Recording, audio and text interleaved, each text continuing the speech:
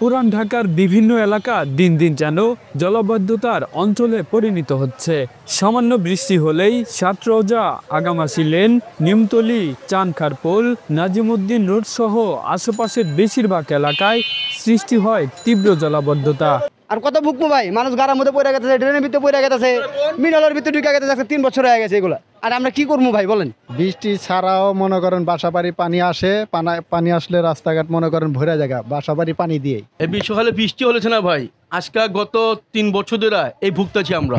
বৃষ্টি ছাড়া এরকম পানি উঠে মানুষ চলাফেরা করতে পারে না। এতদিন কি আমরা দোকানদারি, আমরা যে দোকানদারগুলো আছি সব দোকানদার শেষ ভাই।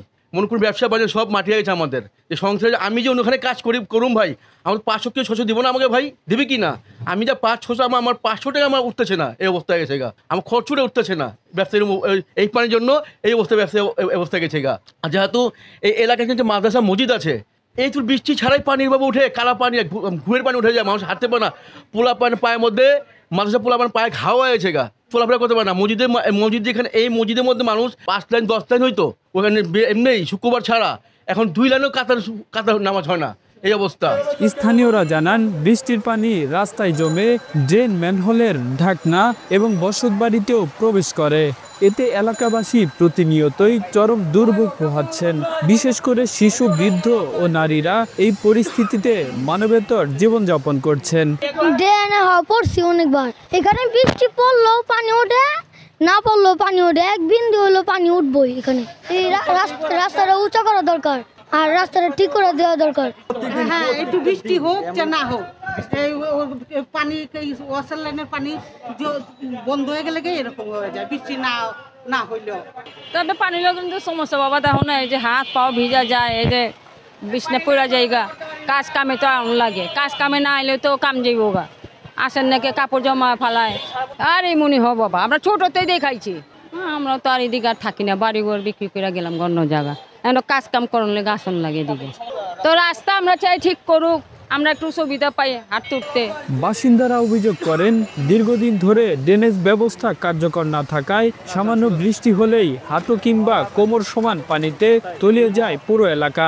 ফলে মসজিদে নামাজ পড়তে যাওয়া কিংবা বাইরে বের হওয়াটাই হয়ে পড়ে কঠিন। পানির কারণে গ্যাস পাইতাছি না ভাই, আমাদের বাড়ি ঘরে বাল বাচ্চা না খায়া মরতাছে ভাই, এমন পরিস্থিতি ভাই। মাদ্রাসার পোলাপানরা ছাদে উঠতে পারে না, মসজিদে নামাজ পড়তে পারে না, শুক্রবারে নামাজ পড়তে পারে না। আমরা কি করবো ভাই? এভাবে আমরা সারা জীবন ভুগবো ভাই। এই রাস্তা আপনার 24 বছর ধরে, 50 বছর ধরে এই সমস্যা।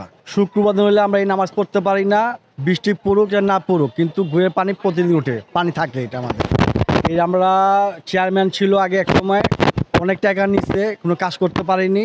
এই রাস্তা প্রায় অনেক খারাপ, প্রচুর খারাপ, আমরা হাঁটা তো যায় না, দুর্গন্ধ।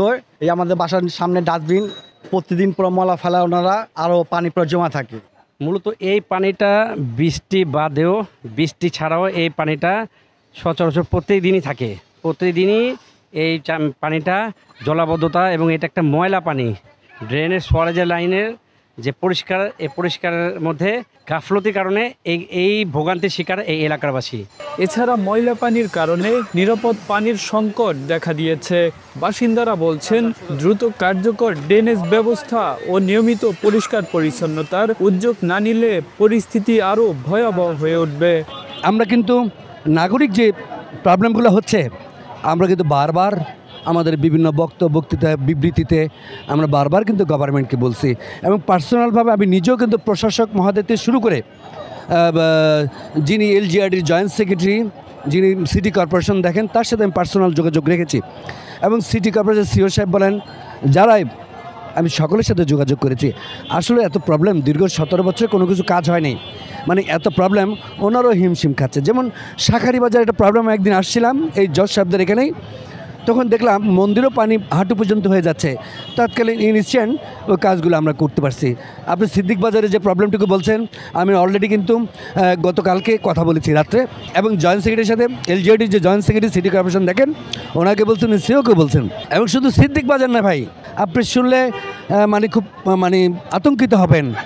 আমাদের লালবাগে একটা ওয়ার্ড আছে, 24 নম্বর ওয়ার্ড, আমি রাত্রে সেখানে গিয়েছিলাম, আমরা নেতৃবৃন্দ এখানে একটা জানাজায় গিয়েছিলাম। শুধু ওই যে পাশে যে মুদি দোকানগুলো রয়েছে এই দোকানের লাইটগুলোর উপরে এলাকাগুলো বসবাস করছে।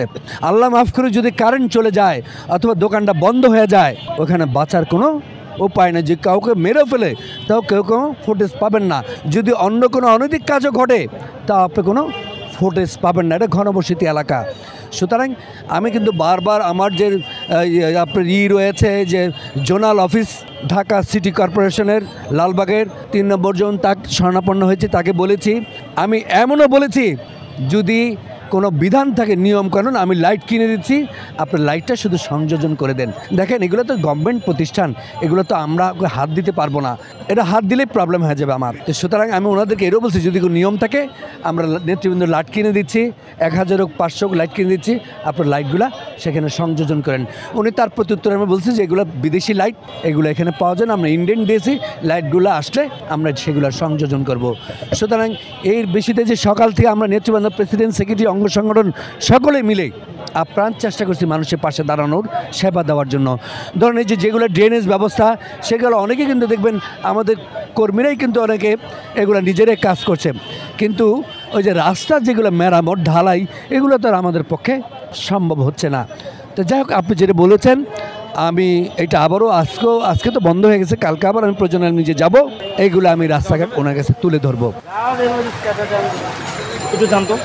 Kamrul Islam, Asian television.